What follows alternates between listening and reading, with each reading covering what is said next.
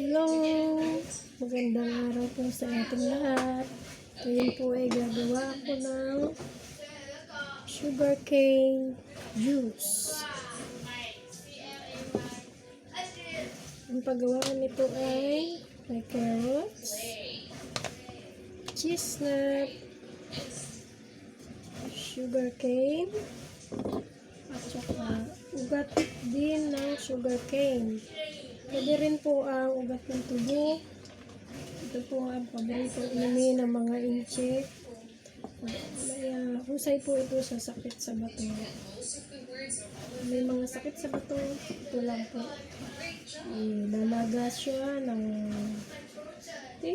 1 hour or more than 1 hour siya kumukulo dito. Kasit na po yan. Silit ko na ng 1 hour.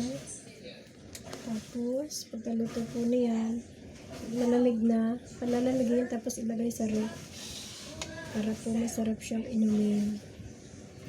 Yan ang palaging iniinom ng mga incheck, ng mga amo ko dito sa Macau.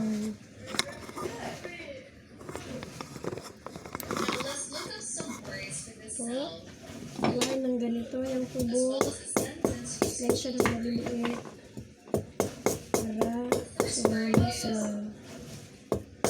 sabaw niya, yung sa tubig, yung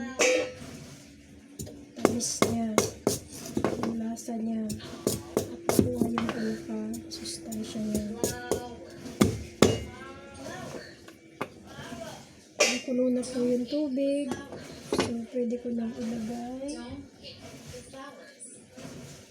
Kulo na yung tubig niya, pwede ko na pong ilagay itong carrots. Habang hinihila ko yung sugarcane o tubo. Tapos ito, natapos ko ng balatan yung chestnut.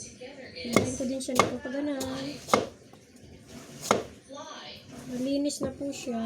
Ugasan ko na po siya mabuti bago ko hiwain. Malinis na po siya.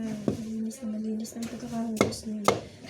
Kapag ininom yung juice niya, malinis din siya. Ayan lang po guys. Mga kainday.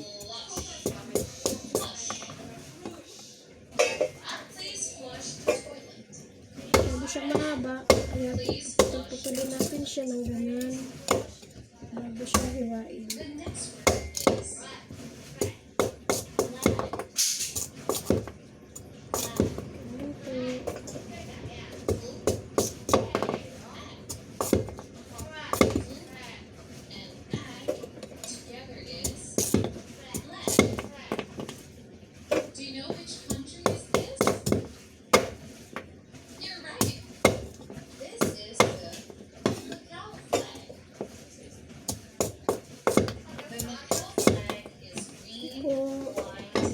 Lagay ko na po itong chestnut, kulong tubig, tsaka itong mga nahiwa ko na.